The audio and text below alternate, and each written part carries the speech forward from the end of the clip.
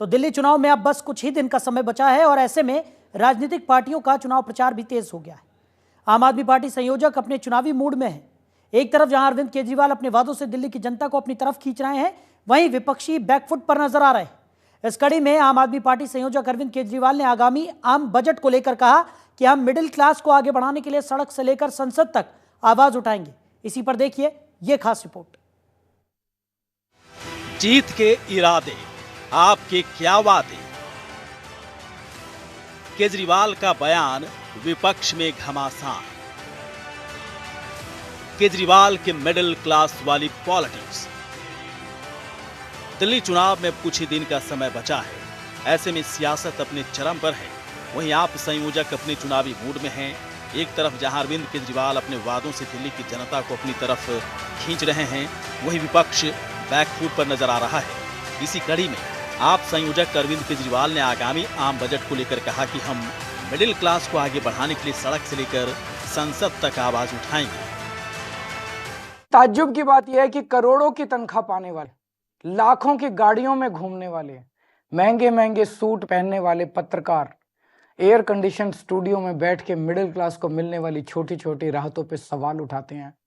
बड़े बड़े सरकारी कोठियों में रहने वाले नेताओं को आप ही के पैसों से फ्री बिजली मिलती है, आप ही के पैसे से फ्री पानी मिलता है, आप ही के पैसे से ऐशो आराम की सारी सुविधाएं मिलती है, तब उसे फ्री की रेवड़ी नहीं कहते। हमने दिल्ली में मिडिल क्लास को राहत देने की पूरी कोशिश की और आगे भी हम करते रहेंगे। मिडिल क्लास को ऊपर पहुंचाने में कोई कसर नहीं छोड़ेंगे, उनको राहत देने में कोई कसर नहीं छोड़ेंगे। और आज हम केंद्र सरकार से भी ये अपील करते हैं कि हमारे देश के असली सुपर पावर भारत के मिडिल क्लास को पहचाने। आज मैं ये ऐलान करता हूं कि मैं और आम आदमी पार्टी सड़क से लेकर संसद तक मिडिल क्लास की आवाज बनेंगे, उनकी आवाज उठाएंगे, उनके मुद्दों को उठाएंगे। मिडिल क्लास पर क्या बोले केजरीवाल?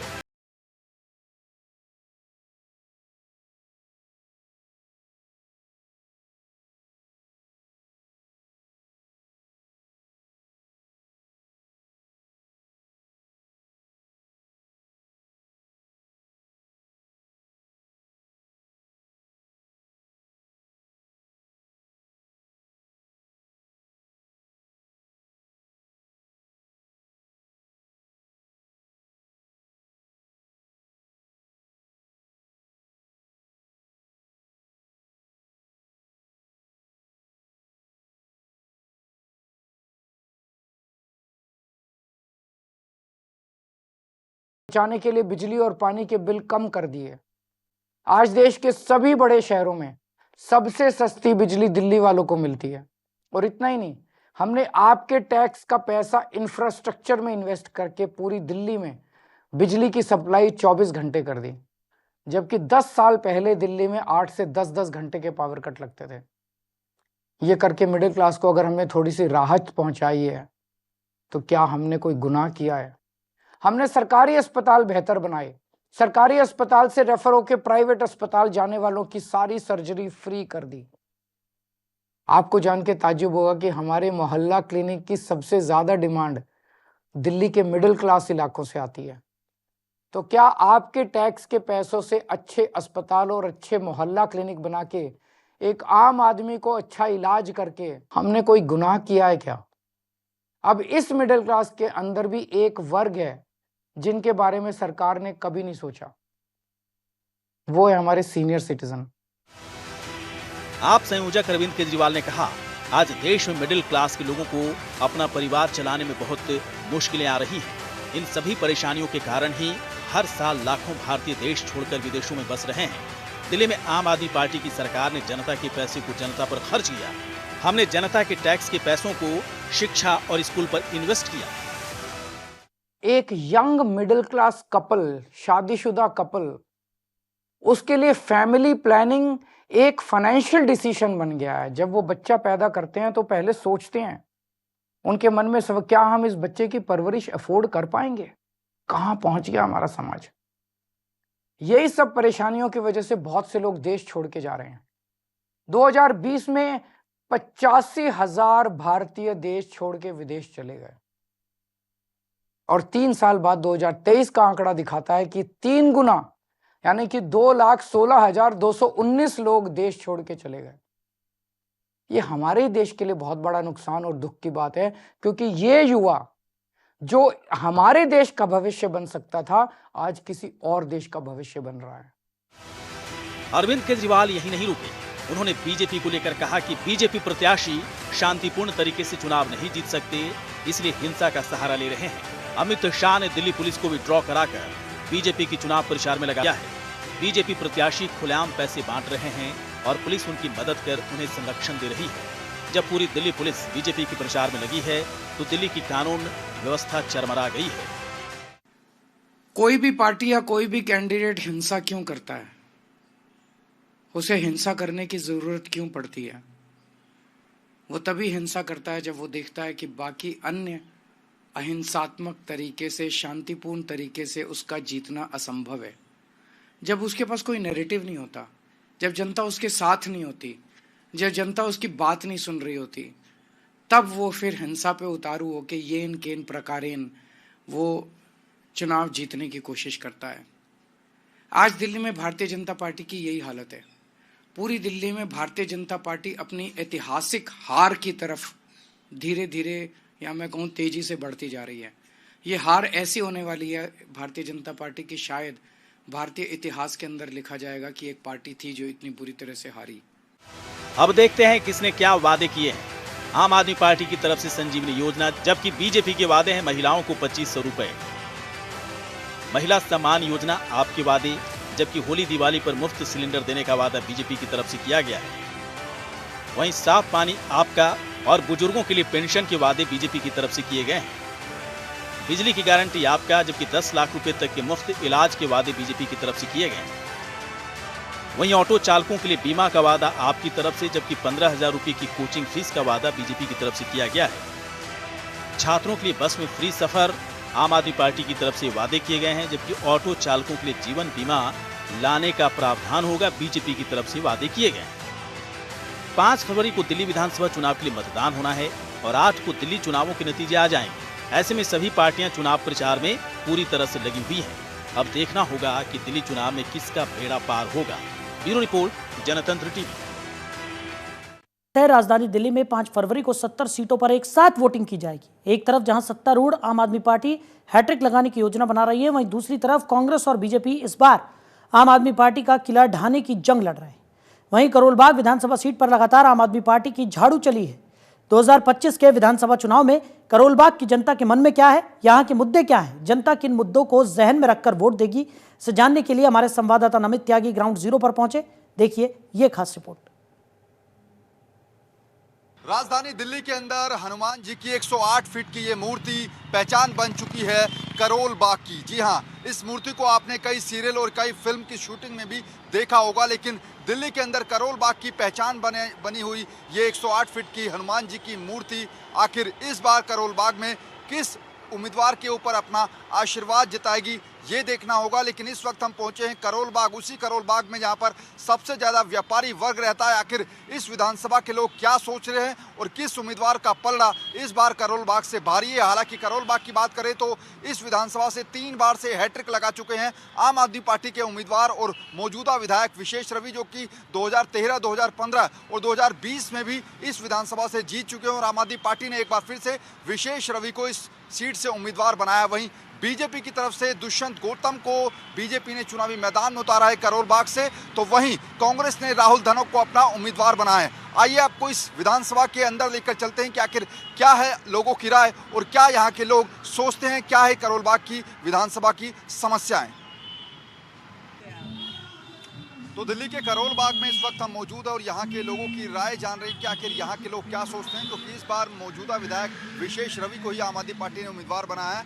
यहाँ की दुकानों के बीच में चलेंगे कि आखिर वहाँ पर क्या लोग सोच रहे हैं, क्या है। क्या नाम हो आपका? नहीं रहते हैं आप? हाँ जी।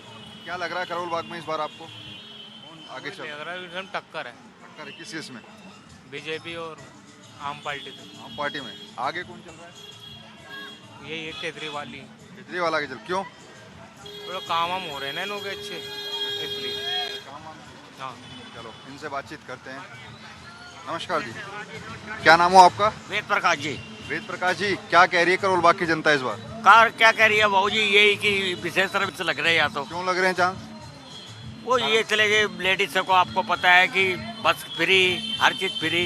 और ये बीजेपी से दुष्यंत गौतम है। नहीं, ये भी सही है। अच्छा। ये भी अपनी जगह सही है जी। अच्छा। हाँ, तो मुकाबला रहेगा या एक तरफा? मुकाबला रहेगा और ये इसलिए रहेगा, अभी देखो किस सीट आती है, सीट के ऊपर बात है सारी। हाँ, इन क्या लग रहा है आपको, क्या लग रहा है इस बार करोल बाग में? केजरीवाल। केजरीवाल क्यों?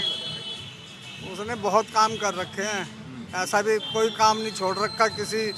जैसे उसने परेशान करा था ना मोदी ने, उसके बाद में उसकी परेशानियों को हल करने के लिए उसने हर आदमी के खाते में 15 लाख से भी ज्यादा दे चुका है। मुझे तो लग रहा है कि यहाँ तो पीछे से भी आएंगे, लेकिन केजरीवाल की राज में बहुत खराब हो रखा है। क्यों? गाड़ी की पासिंग जो वहाँ चली गई है झुंझुनू में, इस समय बहुत तकलीफ है गाड़ी मतलब इस इलाके के मुद्दे बता रहे हैं, क्या है मुद्दे? केजरीवाल तो ठीक है, मुद्दा तो बढ़िया है, लेकिन गाड़ी की जो लोडिंग गाड़ियाँ जिससे कमाई हो रही है इनकी एमसीडी सारी चीज से, इसका केजरीवाल तक पहुँचाया जाए। बहुत परेशानी हो रही विशेष है। रवि जी से आप बोलिए, पहुंचाएंगे, वो तो विधायक हैं। हाँ जी, तो विशेष रवि आ सकते हैं? हाँ विशेष रवि तो बहुत अच्छे आदमी हैं, बहुत बढ़िया हैं। अच्छा, हाँ विशेष रवि जी बहुत बढ़िया है, वो सबके सुनते हैं यहाँ पे। सबकी सुनते। चलिए थोड़ा सा आगे चलते हैं, आप बताओ आपको क्या लग रहा है? बढ़िया है जी, यही है, विशेष रवि बढ़िया है। अच्छा चलिए, विशेष रवि आएंगे, उनसे बातचीत करते हैं। नमस्कार भाई साहब, क्या लग रहा है आपको करोल बाग में कौन आ रहा है इस बार, विशेष रवि या दुष्यंत गौतम? विशेष रवि, विशेष रवि क्यों? क्योंकि यहाँ पे काम धंधा उतना सही करवाया है। यहाँ पे क्या करवाया बताइए? गलियाँ बनवाई, लोग कह रहे हैं पार्किंग की समस्या है, जल भराव हो रहा है। ऐसा तो कुछ नहीं है सर, कभी कभार तो हो ही जाता है, ऐसा तो है नहीं कि डेली होता है। अच्छा, बाकी हर तरीके के काम में सही है बंदा। विशेष रवि आ सकते हैं। हाँ जी। चलिए इनसे बातचीत करते हैं। नमस्कार सर, क्या नाम हो आपका? मेरा नाम ललित कुमार सर। ललित भाई, क्या लग रहा है आपको करोल बाग में इस बार चुनाव है 5 फरवरी को, करोल बाग में किसका माहौल है? इस टाइम तो सर विशेष रवि जी का ही है माहौल यहाँ पर, क्योंकि इन्होंने काम किया है छोटे स्तर से लेकर बड़े स्तर तक, और कहीं पे भी बुलाते हैं तो तुरंत चले आते हैं। और भाईचारे जैसी बात है, मतलब जैसे आप बात कर रहे हो वैसे ही वो बात करते हैं। क्या नाम है आपका? नहीं आप, मैं आपसे पूछ रहा हूँ। कुछ नहीं पता, कुछ पता ही नहीं है किसके बारे में है ना? कहाँ रहते हैं? मैं तो रशिया रहता हूँ। हैं? मैं तो रशिया रहता हूँ। अच्छा, आप कहाँ रहते हैं? ये इंडिया ही रहते हैं। अच्छा, चलो आप बताइए क्या है करोल बाग में, कौन जीत रहा है इस बार? ऐसे तो केजरीवाल की हवा है, वही ले जाएगा। वही ले जाएगा, मतलब विशेष रवि? विशेष रवि काम किया उसने, काम किया। तो उनको अपने नाम पर वोट मिलेगा या फिर पार्टी के सिंबल के नाम?